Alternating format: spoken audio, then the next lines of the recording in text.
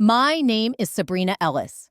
I'm 34 years old, and I come from a long line of high-achieving attorneys in Charleston, South Carolina.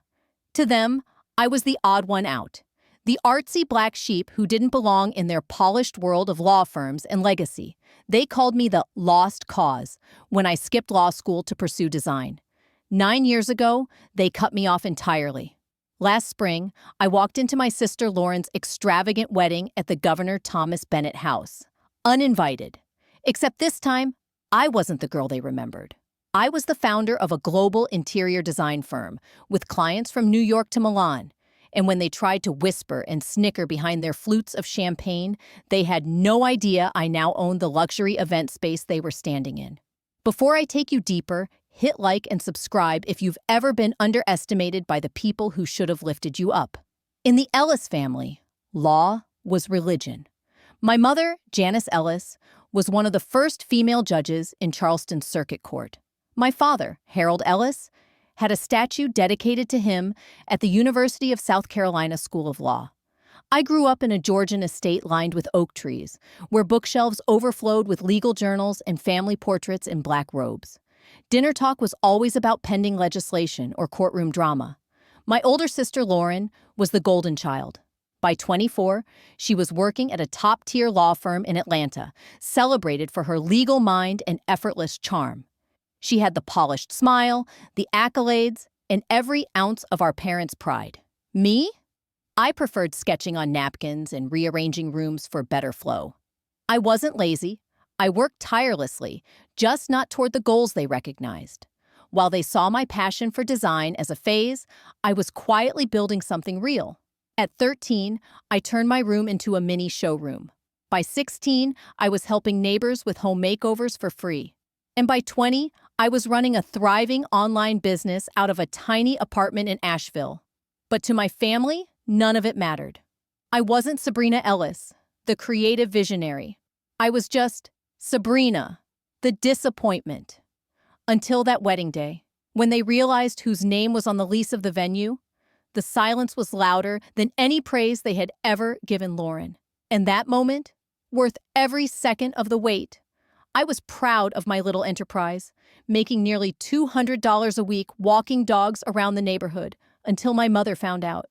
Dog walking? She spat during dinner one evening. Like some common laborer? Ellis women don't pick up after animals for pocket change. My father barely looked up from his copy of the American Bar Review. This business nonsense is distracting you from your studies. Law school requires focus, Sabrina. I tried explaining supply and demand, customer loyalty, and even the basics of profit margins. But Mom silenced me with a flick of her French manicured hand. Spare me the market lingo. Save it for the shopkeepers. It's beneath you. Even my appearance became a battleground. While Lauren inherited Mom's delicate cheekbones and graceful build, I took after our father's sturdier frame and rounder face. Nothing about me ever seemed to meet their expectations. Stand up straight, Sabrina, Mom would scold, yanking my shoulders back. No one takes a hunched attorney seriously. And before family events, it was always, if you just do something with your hair, people might see your eyes instead. High school only deepened the divide. Lauren had graduated as valedictorian and was off to Columbia Law, already collecting internships and scholarships.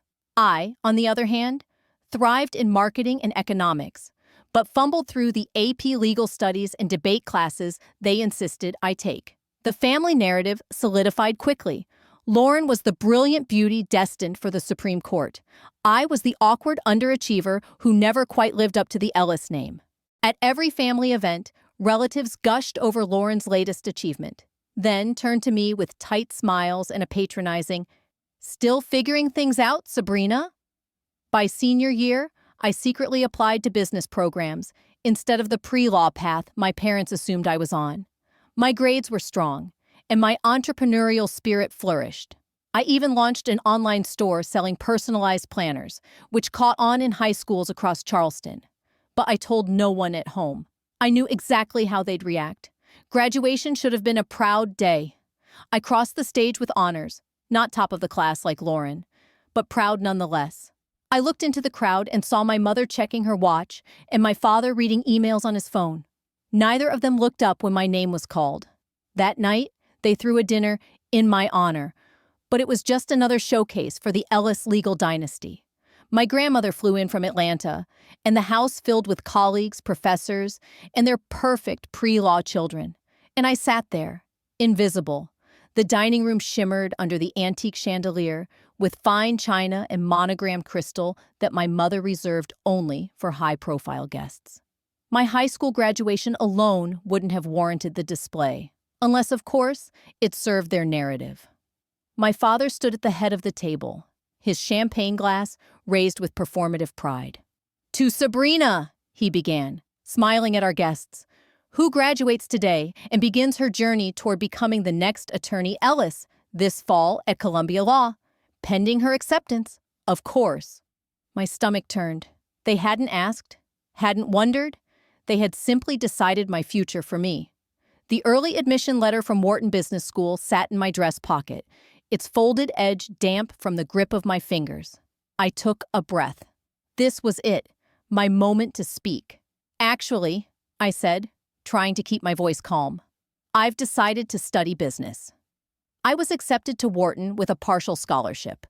The room fell into icy silence. My mother's glass hovered midair, her lips parted but frozen.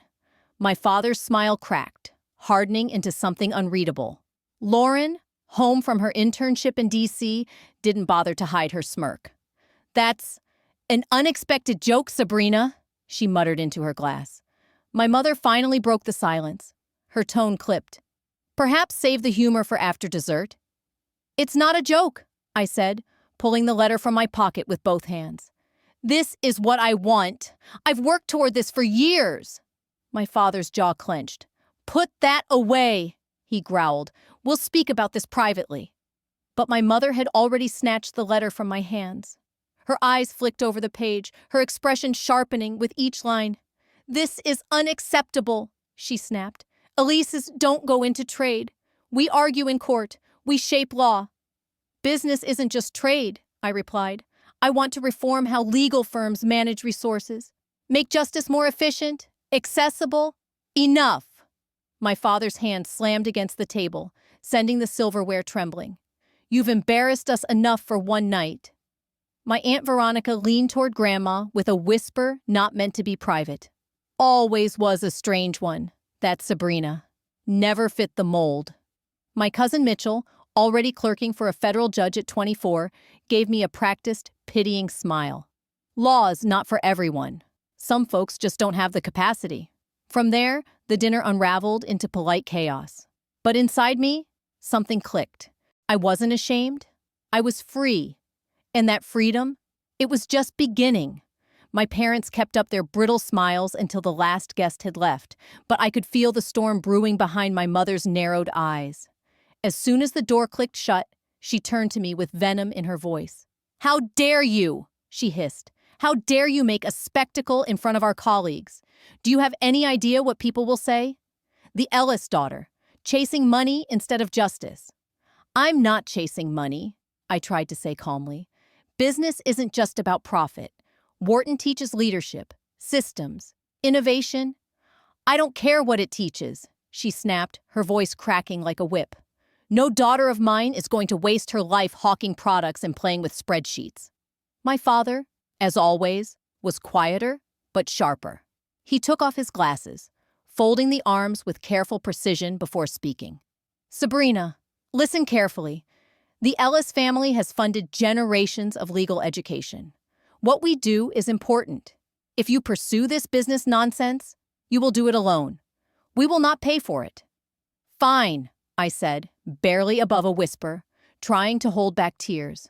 "I have a scholarship. I'll take student loans. I'll work." My mother's face twisted. "It's not just about the money," she said. "It's our reputation, our legacy. If you walk away from law, you walk away from being part of this family." Then Lauren, silent until now, gave a dry laugh. "You always were the odd one out, Sabrina. Not sharp enough for law school, not polished enough for court. Maybe selling study planners is more your level." Her words hit harder than anything my parents said. We used to be inseparable before our parents' favoritism drove a wedge between us. Hearing her say that, so casually, so coldly, confirmed that she'd chosen their side long ago. "Family meeting," my father said firmly. "Tomorrow morning, 8 o'clock, in my study. You'll have one last chance to reconsider this foolishness." That night, I didn't sleep. I sat in bed staring at my packed suitcase.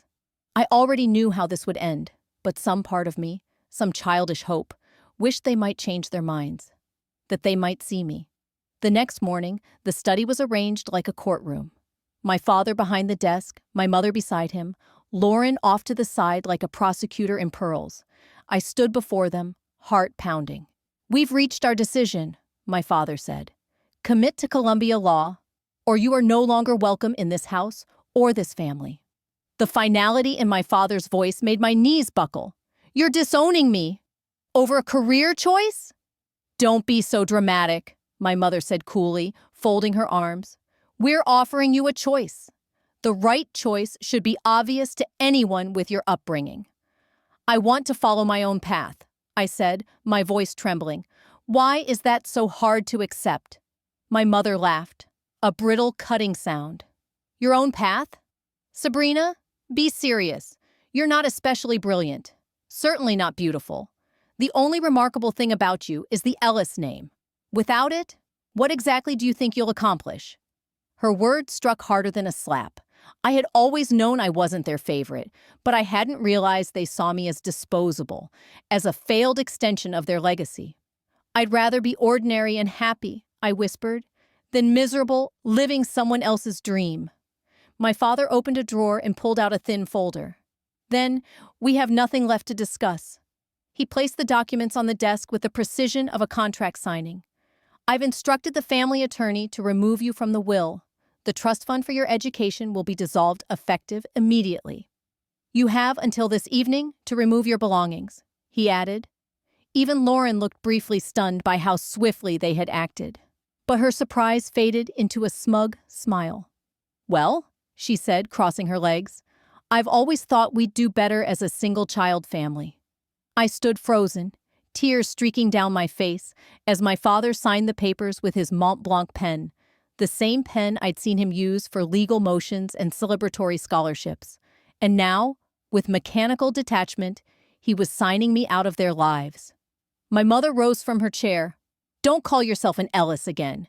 You've rejected everything we stand for." I walked out in a daze.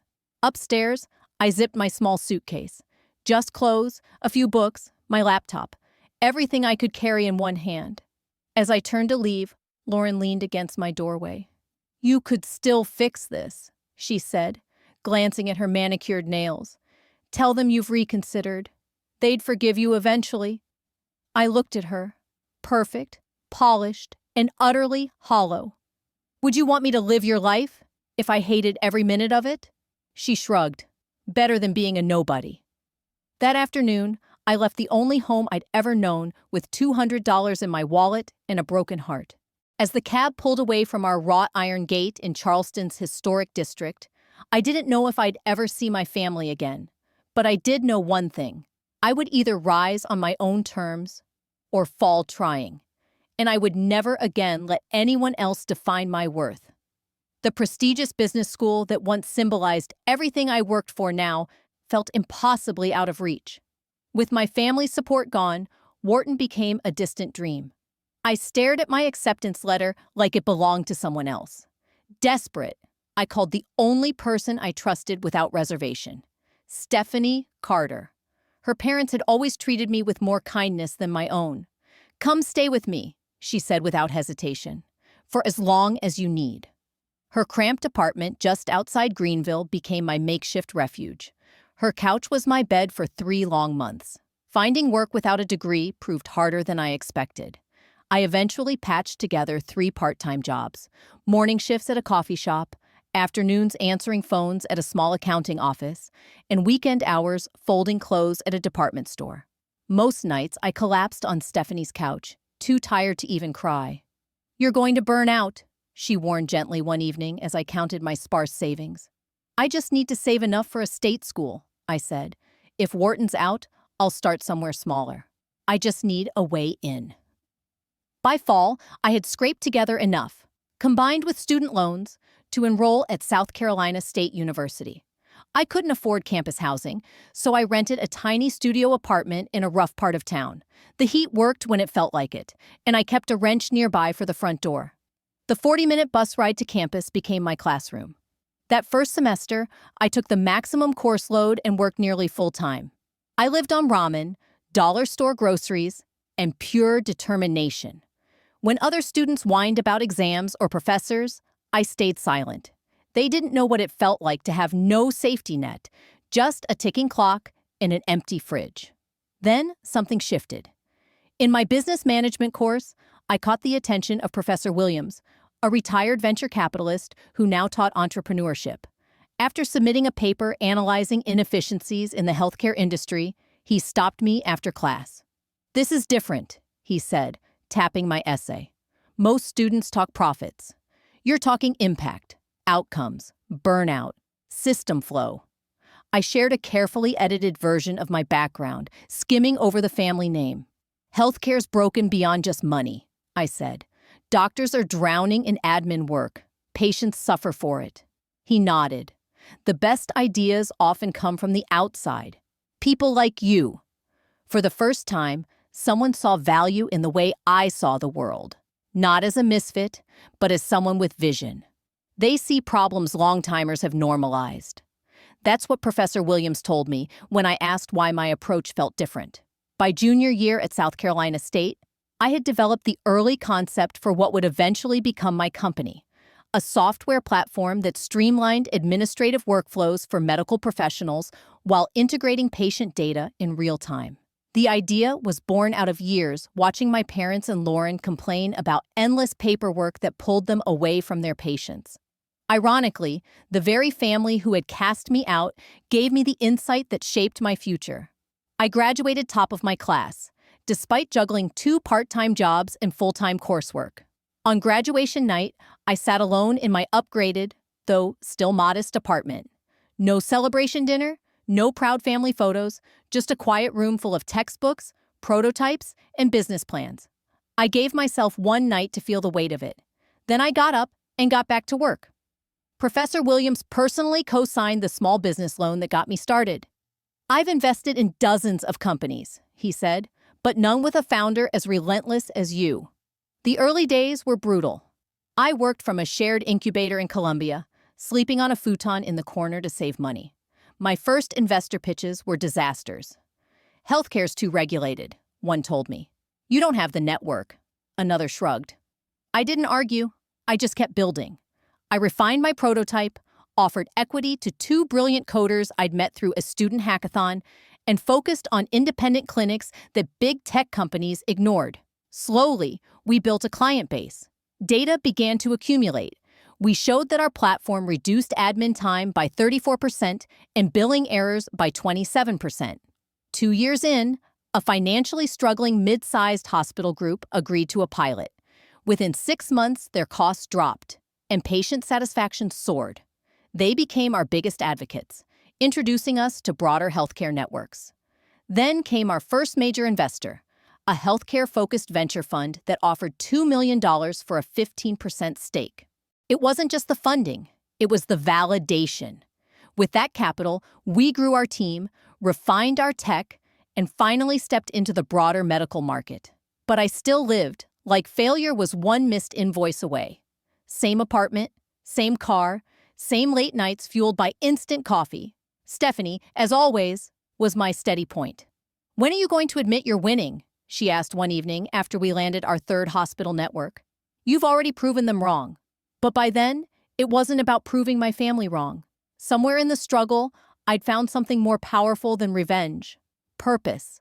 I believed in what we were building, a system that made healthcare more humane for both providers and patients. As our success grew, I began working with a therapist to process the family trauma I had buried for years. "Your achievements won't heal the wound of their rejection," Dr. Lawson told me gently during one of our early sessions. "That requires a different kind of work." She was right. Despite leading a company now valued in the tens of millions, despite the speaking invitations, awards, and articles praising my leadership, I still sometimes woke in the middle of the night to imagined echoes of my mother calling me selfish. I still saw my father's cold eyes as he signed the papers that cut me out of their lives. External success couldn't patch those wounds, but it gave me the strength and the resources to start healing.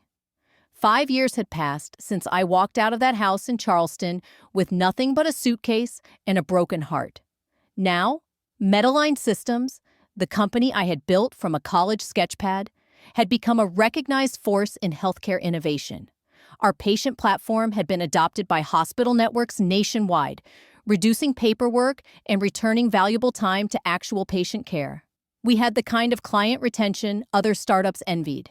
And the idea I once pitched from a folding chair in a shared office space was now saving hospital systems millions while improving outcomes.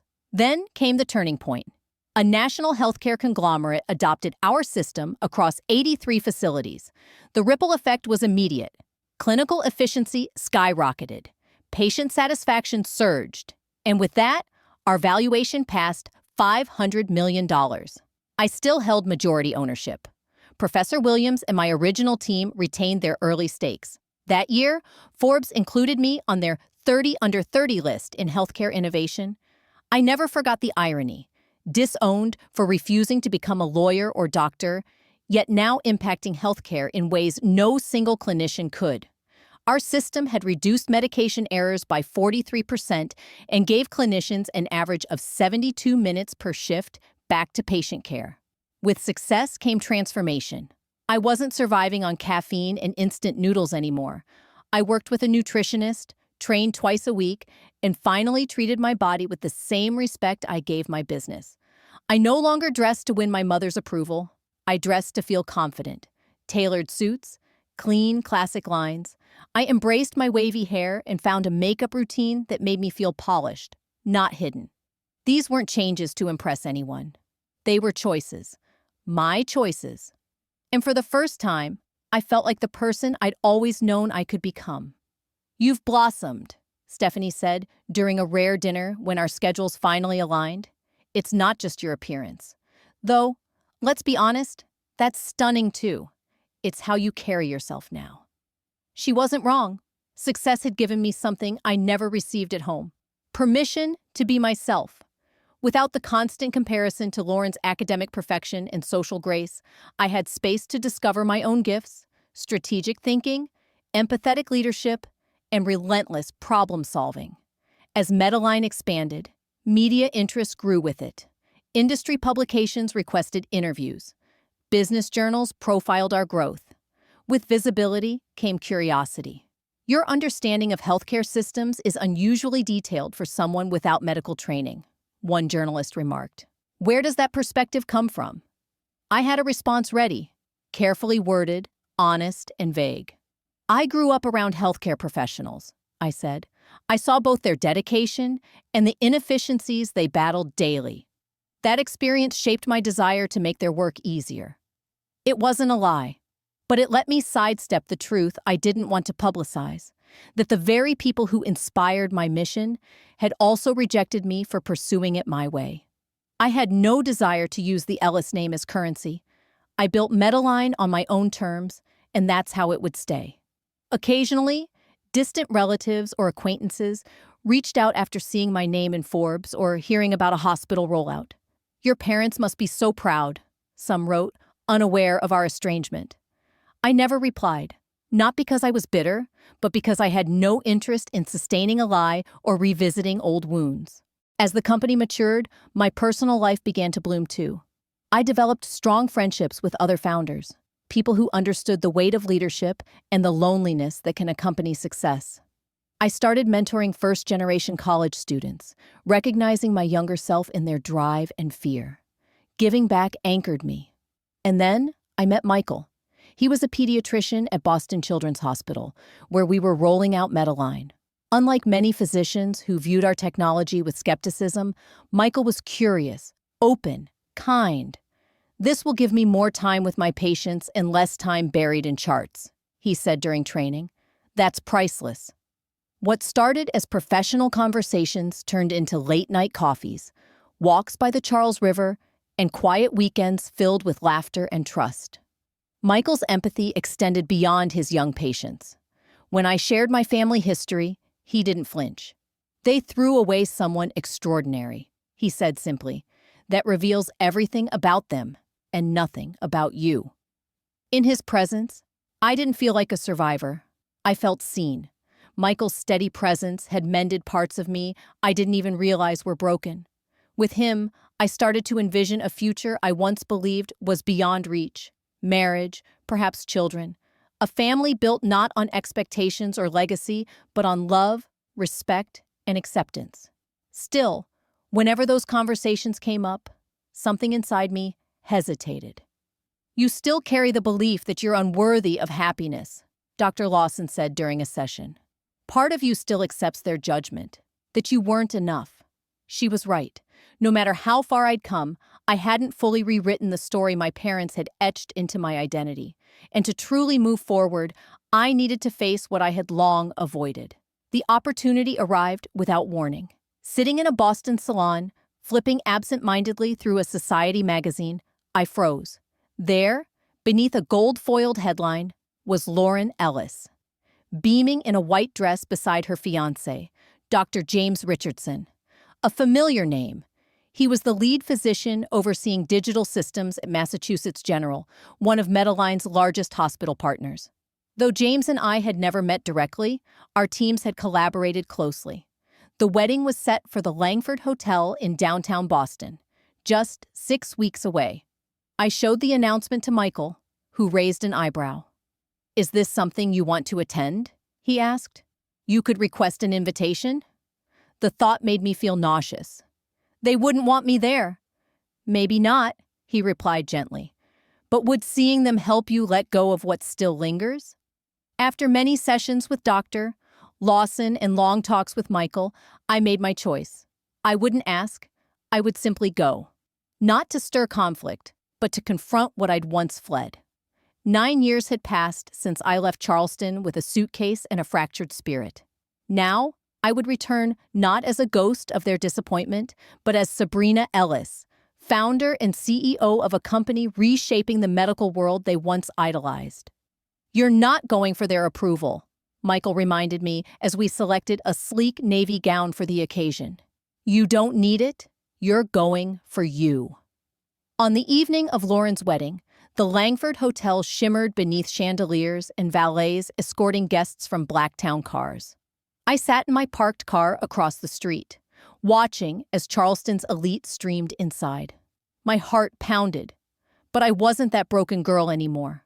I took one last breath, then stepped out, ready to walk back into the world that once cast me out. If you've ever found the strength to walk back into a room that once broke you, hit subscribe and stay with me, because what happened next at that wedding, no one saw coming. "You don't have to do this," I whispered, gripping the steering wheel as I watched guests filter into the Langford Hotel. 9 years of distance, of rebuilding, had led me to this singular moment. I could easily drive away. My life, filled with purpose, love, and success, no longer needed their approval. But Dr. Lawson's voice echoed in my mind. "You can't fully claim your future until you've stopped hiding from your past." I glanced into the rearview mirror. The reflection staring back was unfamiliar in the best way. Gone was the insecure girl who left Charleston with a suitcase and no plan. In her place stood a poised woman in a tailored navy gown. My hair flowed in soft waves, and the delicate diamond studs in my ears were gifts from no one but myself. Earned, not given. Taking a steadying breath, I stepped out of the car and handed my keys to the valet. The lobby was elegant, buzzing with guests in formal wear and hotel staff balancing trays of champagne. I followed the signs toward the grand ballroom, walking with quiet confidence that needed no invitation. Inside, the room sparkled with white orchids, crystal chandeliers, and the hum of polite laughter. I drifted toward the edge of the crowd, positioning myself near a towering floral arrangement. Then I saw her. Janice Ellis, my mother, stood surrounded by admirers. her posture unyielding even as the years had etched deeper lines across her face. My father, Harold, stood at her side, stoic in his tuxedo, the picture of professional prestige. A hush swept across the room. Lauren entered on my father's arm, breathtaking in a designer gown that hugged her figure, the family diamonds glinting at her throat. She looked every bit the daughter they'd always wanted. Polished, obedient, perfect. I stayed quietly in the background during the ceremony and early toasts, but as the reception began, people began to move, and I found myself shoulder to shoulder with an elderly great-aunt who did a double take. "Sabrina?" She blinked. "Sabrina Ellis, dear? Is that you?" Before I could answer, my mother's head snapped toward us. Her eyes widened first in confusion, then in horror. She left her circle mid-sentence and made a beeline through the crowd. "What are you doing here?" she hissed, voice tight with fury. "You weren't invited." "I came to see my sister get married," I said, calm and measured. "You're not welcome," she growled. "You gave up that right when you abandoned this family." "No," I replied. "You erased me. I just decided to reappear." Great Aunt Harriet blinked, stepping back in confusion as my mother gripped my arm with surprising force and tried to steer me toward the ballroom doors. I gently but firmly removed her hand. "Hello, Mother," I said evenly. "You're looking well." Her eyes swept over me, quickly cataloging every sign of the woman I'd become. The cut of my designer dress, the way I stood tall, the calm on my face. For a moment, something flickered in her expression. Confusion, maybe even disbelief, but it hardened into familiar disdain. "Security!" she snapped to a nearby staff member. "We have an uninvited guest." The word spread like spilled wine. Heads turned, conversations faltered. My presence, once unnoticed, now rippled across the elegant space. And then Lauren appeared. Her gown gliding behind her, she parted the crowd with narrowed eyes. "You are not invited," she said coldly. "How dare you come here and try to ruin my wedding?" "I'm not here to ruin anything," I replied calmly. "I came to offer congratulations." She scoffed. "After 9 years of silence? You vanish, and now you crash my wedding?" She looked past me. "Security, please remove her." A hotel guard approached, hesitant and unsure, but before he could touch my arm, another voice rang out. "Stop right there." Dr. James Richardson, tall and poised in a tailored tuxedo, walked briskly toward us. His expression was puzzled as his eyes shifted from Lauren to me. "What's going on?" he asked. "Nothing, darling," Lauren replied sweetly, placing a hand on his chest. "Just a misunderstanding. She wasn't invited." James looked at me again, more closely this time. Recognition sparked in his eyes. "Wait a second. Aren't you?" I usually declined interviews and sent my COO to meetings, so it wasn't surprising James had never seen my face. "She's no one," my mother interrupted. "Just an old acquaintance." Confused, James took a step back, disbelief creeping across his face. "How dare you?" he said, voice rising. "This woman, she's—" "You have no idea, do you?" I said quietly, turning to Lauren with a steady smile. By now, the ballroom had gone almost silent. Guests were openly watching, some raising phones, ready to film the drama. Lauren's composure cracked slightly. "What are you talking about?" That's when my father arrived, his expression thunderous. "Sabrina!" he barked, using my name like a warning. "You will leave, now!" But I didn't flinch. Instead, I took one step forward and lifted my chin. "Before I go," I said, my voice clear across the hushed room, "perhaps you should know exactly who you're throwing out." James looked from me to my family, confusion deepening. "Can someone please explain what's going on? Why are you treating Sabrina Ellis this way?" The use of my full name sent a visible jolt through the crowd. My mother paled. "You know this woman?" she asked her new son-in-law, her voice tight. James blinked. "Know her? Of course, I know her." A wave of murmurs rippled through the ballroom. "Everyone in healthcare technology knows Sabrina Ellis," he continued. "She's the founder and CEO of Medline Systems." Gasps echoed. Several guests, especially those in medicine, exchanged glances of sudden recognition. "That's impossible," my father cut in, voice sharp. "Sabrina has nothing to do with medicine or technology." James gave a short, incredulous laugh. "Sir, with all due respect, Medline software has transformed administrative systems in hospitals across the country, including Massachusetts General, where both you and I work." The color drained from my father's face as the truth registered. My mother looked from James to me, her features shifting rapidly, shock, confusion, then something sharper, calculation. "Sabrina," she said suddenly, her voice softening as she stepped forward. "There must have been a terrible misunderstanding. Of course you're welcome here." She reached for my hand. I sidestepped. "Is that so? Because just moments ago, I was a defect to be removed." Phones were raised now, some discreetly, others not at all. The crowd, once quietly elegant, had become a silent audience. Lauren looked stricken, her carefully curated wedding unraveling before her eyes. "Can we speak privately?" my father asked, glancing around nervously. "I think we're past that," I replied. My voice was steady, clear. 9 years ago, you told me I wasn't part of this family anymore because I chose business over law. You said I'd never succeed without the Ellis name behind me." I turned slightly, addressing the guests. "What most of you don't know is that my parents disowned their younger daughter because she dared to choose a different path. They threw me out with a suitcase and told me never to use their name again." The room filled with audible gasps. Some guests looked appalled, others captivated. "Well," I said, turning back to my family, "I honored that. I built my company from scratch. I never once used the Ellis name to get ahead." I looked toward James. "And yet, ironically, my work has probably improved more patient care than any one individual doctor ever could." Lauren stood frozen, her expression unreadable, her perfect world cracking beneath her feet. Somewhere between confusion and disbelief, James kept glancing between his new wife and me, as if trying to reconcile two completely different realities. "I think," he said slowly, "we have a great deal to discuss." The confrontation had moved from the grand ballroom to a private side room, though nothing about it felt private anymore. Whispers trailed behind us, and I knew videos of the encounter were already circulating among guests' social circles. Hotel staff had politely closed the doors, but the air inside was anything but polite. James loosened his bow tie and dropped into a chair, still looking dazed. "Let me get this straight," he said, looking between Lauren, my parents, and me. "You're sisters? And you haven't spoken in 9 years because they disowned you for going into business instead of law?" My mother quickly stepped in, voice syrupy and rehearsed.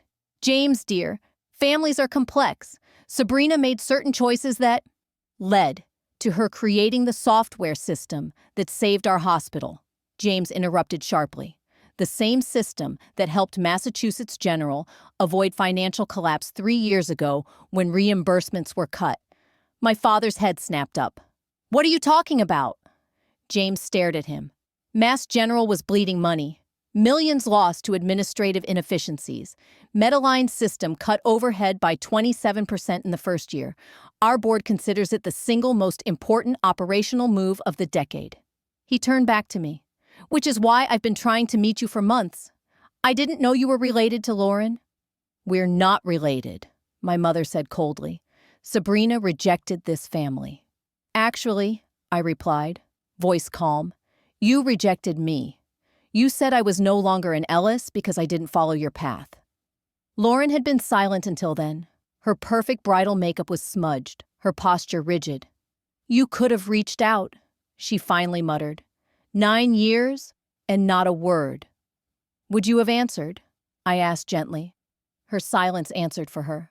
The door opened, and an older man stepped in. I recognized Dr.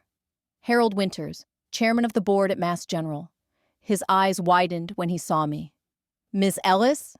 What a surprise," he said, stepping forward. He looked around the tense room. "Is everything all right?" "Dr. Winters," James stood. "Did you know Sabrina is Janice and Harold Ellis's daughter?" Dr. Winters hesitated, glancing from my father to me. "Of course He stopped mid-sentence. His brow furrowed as he studied my face more carefully. Realization dawned, and something in his posture shifted. He turned to my parents slowly. "You've kept that a secret all these years?" "Wait, you're that Ellis?" Dr. Winters said, his voice trailing off as realization settled into place. "Good Lord, the anonymous donor? That's you?" My eyes widened. I hadn't expected that to come up. Years ago, I had made significant charitable contributions to hospitals implementing our systems, including a $15 million gift to Massachusetts General's Technology Modernization Fund. All done anonymously. I hadn't wanted the Ellis name attached to anything I built. My father turned sharply toward me. "You're the $15 million donor?" he asked, stunned. "You funded the pediatric tech wing?" Dr. Winters nodded slowly, visibly uncomfortable. "Yes. The board's been asking Ms. Ellis for years to allow public recognition. She's always declined." He turned to me with a hint of regret. "I had no idea about your family connection." The room fell into heavy silence. I watched as my parents began to process it all. My mother's face shifted first, hostility melting away, replaced with something far more familiar: calculation. "Sabrina," she said softly, the warmth in her voice sudden and jarring. "Clearly, there have been misunderstandings. But we've always been proud of you, darling. Maybe it's time we put the past behind us and came back together as a family." I stared at her, the sudden pivot nauseating. 9 years of silence, rejection, and cold dismissal, all conveniently rewritten now that she knew I had power, influence, and money. "No," I said, gently but without hesitation. "That's not going to happen." I didn't come here looking for reconciliation or revenge. I came for closure. From my clutch, I pulled out a folded piece of paper. A letter I had written years earlier during one of my sessions with Dr. Lawson. A letter I never thought I'd read aloud. "Doctor, Lawson once told me to write down everything their rejection made me feel," I said quietly, "even if I never sent it." I unfolded the paper, my hands steady. "Dear family," I began, my voice calm. "When you disowned me, you didn't just cut me off financially. You confirmed something you'd been silently teaching me my entire life, that love in this family was conditional, that I was acceptable only if I followed your script, that who I was, not a doctor, not polished enough, wasn't enough. I believed that for years. I internalized every word, every withheld hug, every comparison to Lauren. I worked myself to exhaustion trying to prove I was worthy, first to you, then to the world, and finally to myself. But I've learned something. The flaw was never in me. It was in your definition of success, your inability to accept difference, in the way you used love as a lever." I looked up. "I don't hate you. That would take more energy than I care to give. Instead," I continued, "I've learned to be the parent to myself that you never were, supportive, accepting, and proud of my authentic path." I looked around the room, taking in the board members and hospital administrators who had followed us. The company I built, Medalign, serves millions of patients and thousands of healthcare workers, including, ironically, the very hospital where both of you practice. "I didn't build it to spite you," I said, turning to my parents. "I built it because it's the work I was meant to do. That you couldn't see that says everything about your limitations, nothing about mine." I folded the letter and slid it back into my clutch. Silence lingered, heavy and raw. A few guests exchanged uneasy glances. Others stood frozen, unsure where to look. Then, unexpectedly, Lauren spoke. Her voice was quieter than I'd ever heard it. "I didn't know they treated you like that," she said. "I knew they favored me, but—" She looked down at her wedding gown, her composure crumbling. "I didn't know how much it cost you." Her eyes found mine again. "I was jealous of you, you know." "Jealous?" I asked, genuinely surprised. "You had the courage to defy them," she whispered, "to walk away. I've followed their script my whole life, afraid to step out of line, afraid to disappoint them the way they said you did." Her laugh was hollow. "And look how it turned out. You're transforming healthcare. I'm just another Ellis surgeon doing exactly what was expected." My father cleared his throat. "Sabrina, clearly we misjudged your potential. The Ellis family has always valued excellence, which you've evidently achieved. Perhaps it's time we welcomed you back, restored your inheritance and your place." I looked at him, really looked. For the first time, I saw not the towering patriarch, but a man diminished by the truth. The man who had thrown me out now hoped to reclaim my success. "I don't need your fold," I said gently. "I've created my own. I don't need the inheritance. I've built my own wealth. And I certainly don't need approval that only arrives when I'm valuable to your image." My mother opened her mouth, but I raised my hand, stopping her. "I didn't come to hurt you or humiliate anyone. I came to face the fear that without your love, I had no worth." I drew in a breath. But now I know, I was never the broken one. James stepped closer, eyes moving between Lauren and me. "I had no idea about any of this," he said. "Lauren never mentioned having a sister." "Because they trained me to forget her," Lauren replied, voice trembling. "To pretend she didn't exist, like some family shame." Her tears flowed freely now, and for the first time, I believed they weren't just for show. She looked at me with eyes full of something I hadn't seen in years. Genuine regret. "I'm sorry, Sabrina," Lauren said softly. "I was cruel to you. I participated in their rejection because it made me look like the good daughter. I let their approval shape me, even when it meant leaving you behind." I nodded, acknowledging the words, but not ready to absorb them. 9 years of silence couldn't be erased with a single apology. Not tonight. "I think it's time for me to go," I said, gathering my clutch. "This is your wedding, Lauren. I do wish you happiness. Truly." I turned toward the door, but James stepped forward. "Wait," he said. "Before you leave, I just want you to know I'd been trying to connect with Medline specifically because I wanted to meet you. Your reputation in healthcare innovation is extraordinary." He smiled, genuine and respectful. "The work you've done has transformed how we care for patients, more than you probably realize." I offered a small but sincere smile. "Thank you, James. Maybe after your honeymoon, we can finally have that meeting. Professionally speaking, of course." My parents stood in stunned silence, watching me go. The once mighty Ellises, who had discarded me like a misstep in their perfect narrative, now seemed somehow smaller. The illusion had shattered, revealing people bound by conditions and control. As I reached the hallway, Dr. Winters followed. "Miss Ellis, Sabrina," he corrected.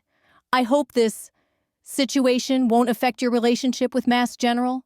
Your contributions have been invaluable." I met his gaze steadily. "The hospital's mission is separate from my family. My commitment to patient care hasn't changed, and won't." He nodded with visible relief. "Thank you." As I stepped into the hotel lobby, the tension in my shoulders finally eased. The confrontation hadn't played out like a movie. There was no dramatic reconciliation, no tearful embrace. But something far more important had emerged. Truth. The truth that I had succeeded not despite being rejected, but because of it. Their limitations had freed me to build something they couldn't comprehend. In being cast out, I had found my own power. Outside, the cool Boston air wrapped around me. Across the valet lane, Michael stood by his car, just as he'd promised. His concerned expression melted into a warm smile the moment our eyes met. "How did it go?" he asked, opening the passenger door. I glanced back once, at the towering glass of the Langford Hotel, the site of the wedding, and the earthquake I'd quietly triggered inside it. "It went exactly as it needed to," I said. I slid into the seat beside him, letting the door close behind me. As the car pulled away from the curb, I felt it. Closure. Not a neat ending, but a powerful beginning. I had returned not as the daughter they cast out, but as the woman they could no longer ignore. And I was finally, unapologetically, free. "You're very quiet," Michael said gently, glancing over as we drove. "Are you okay?" I thought about it carefully. Was I okay? The confrontation had been complex, raw, and deeply human. There was no cinematic ending, no perfect revenge or teary reunion. Just truths laid bare. My parents' calculating pivot when they learned of my success. Lauren's unexpected confession of jealousy. The public crumbling of the Ellis family myth. I think I am, I said at last. Not elated, not broken, just free. Michael reached across the console and squeezed my hand. Freedom looks good on you. In the days that followed, the ripples from the wedding spread across Boston's elite medical and social circles. Dr. Winters called to give me a quiet heads up. Your parents are in damage control mode, he said. Staff saw the videos. Some board members are now questioning your father's judgment, especially after hearing how he treated his own daughter. They built their image on being untouchable, he added. This complicates things. I didn't gloat. The girl I'd been 9 years ago might have longed for this moment, for public reckoning and private apologies. But the woman I had become felt none of that. What was their status, their reputation, if they had failed at the most basic human task, to love unconditionally? 2 weeks later, Stephanie joined me for dinner at my apartment. So, she said with a teasing grin, you crash your sister's wedding, reveal yourself as a millionaire CEO, and expose your family's dysfunction to Boston's medical royalty. She raised her wine glass. Just another Saturday night for Sabrina Ellis. I laughed, genuinely this time. When you put it that way, it sounds like a soap opera. Life usually does, she replied, smile softening. But real question, did it give you what you needed? I swirled my wine, thinking. I think it did. Not because I proved them wrong or embarrassed them, but because I finally saw them for who they are. I met her gaze. They're just people, flawed, insecure people who built their worth around prestige and image, and I don't want that life. A life based on other people's expectations? She asked. Exactly. Success without connection. Status without joy. The confrontation had forced clarity, something I'd chased in therapy for years. I'd always believed their rejection was the wound, but I finally saw it. Their approval would never have healed me. That healing had to come from within, from building a life grounded in who I truly was, not the daughter they envisioned, but the woman I became. In the months that followed, I made changes. Medline continued to thrive, but I stepped back from daily operations. I empowered my executive team and made room for the kind of fulfillment I used to believe would only come after success. Now, I was ready to redefine it. My parents proved less capable of genuine change. They sent a formal letter 6 months after the wedding. No calls, no visits. It was an awkward blend of apology and self-justification, more concerned with reputational damage than remorse. We recognized that mistakes were made, my mother wrote, as if our estrangement were a hospital chart entry rather than a human wound. I never responded. Some doors, once closed, are best left sealed. Meanwhile, the Fresh Start Foundation grew rapidly. Stories of estranged students reclaiming their identities gained traction online, and I began receiving invitations to speak at universities and leadership forums. One evening, after a keynote at Harvard, a young woman named Priya approached me, tears in her eyes. They said I was ungrateful for not wanting to take over the family practice. She whispered, but watching your story unfold, it helped me believe I wasn't wrong. I hugged her tightly, remembering the girl I once was. Michael remained my steady anchor through it all. When I considered expanding the foundation nationally, he simply said, wherever this leads, I'm walking beside you. We took weekend hikes through the Berkshires, escaped to Provincetown when city life felt too loud, and finally began discussing something I had long feared, starting a family of our own. It was during one of those quiet weekends that I received a letter, not from my parents, but from my grandmother, Eleanor Ellis. Handwritten in flowing script, it was brief but sincere. I was wrong to stay silent, she wrote. You deserved better. I may not have the strength to undo what's been done, but I hope you'll accept this small olive branch, a key to the Cape House. I know it always brought you peace. I held the letter in my hands for a long time, the soft coastal wind whispering through the open window. It was not redemption, but it was something. A beginning, like the first green shoots after a long New England winter. That spring, Lauren and I met again. This time with no agenda, no history to untangle. Just two women, walking side by side through Boston Common, sipping iced coffee, talking about books we loved, movies we hated, and dreams we'd almost given up on. The past hadn't vanished, but it no longer defined me. I had chosen my own name, my own family, and my own legacy. And for the first time in a very long time, I felt whole. When their attempts to publicly reclaim me as their daughter failed, my parents retreated into familiar patterns. My mother sent an elaborately phrased non-apology. "We only ever wanted what was best for you, even if our methods weren't perfect." My father, ever the pragmatist, offered to put the unpleasantness behind us, with no acknowledgement of the years of emotional harm. I responded with cordial detachment. No rage, no dramatic confrontations, just clear, steady boundaries. The desperate hunger for their approval that once gnawed at me had long since faded. In its place was something far stronger, the quiet, anchored confidence of a woman who had defined her own worth. 3 years after that infamous wedding confrontation, Lauren called me. Her voice was softer now, humbled by life. "It's Mom," she said. "Pancreatic cancer. They're giving her 6 months, maybe less. She's asking for you." The decision to visit wasn't simple. Dr. Lawson and I spent 2 sessions working through the layers: grief, anger, betrayal, guilt. "Forgiveness doesn't always require reconciliation," she reminded me. "You're allowed to make peace without reopening old wounds." So I visited once, not out of duty, out of compassion. The once formidable Dr. Janice Ellis lay gaunt in a hospital bed, her frame diminished, skin pale, eyes dimmed. A career built in marble hallways, power wielded through degrees and connections.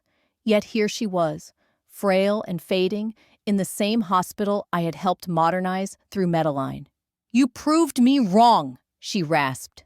The pride in her voice clung to its last thread of dignity. "I didn't think you could succeed without us." It wasn't the apology I might have yearned for in my 20s, but it was the most honest truth she'd ever spoken to me. "I succeeded because of who I am," I said quietly, "not because of or in spite of your name." We didn't embrace, we didn't cry, but there was peace. I forgave her, not because she deserved it, but because I deserved peace more than I deserved vindication. When she passed 2 months later, I attended the funeral beside Lauren. I accepted quiet condolences from Boston's elite: doctors, professors, hospital directors, people who once would have expected me to be in scrubs, not boardrooms. Life moved on. Michael and I married in a small ceremony in Provincetown, surrounded by chosen family: Stephanie, Professor Williams, scholarship recipients from the Fresh Start Foundation, colleagues who'd become like siblings. Lauren came too, alone but sincere. Our healing was still ongoing, but real. Medline scaled globally. I began accepting speaking invitations, not just to discuss entrepreneurship or innovation, but to tell a deeper story. One about healing, authenticity, the long, messy journey of reclaiming identity. "I never set out to prove anyone wrong," I told graduates in one keynote. "I just stopped needing to be right in their eyes." Looking back, I saw clearly. Had my family accepted me early on, I might have lived half a life. Their rejection, though brutal, forced me to build from nothing. And in doing so, I became everything I was meant to be. Not their daughter, just Sabrina. Enough. Always. If you followed my journey this far, through rejection, resilience, and finally, resolution, I want to thank you. My story isn't just mine. It belongs to anyone who's ever been told they weren't enough. Anyone who had to walk away from what was familiar in order to find peace.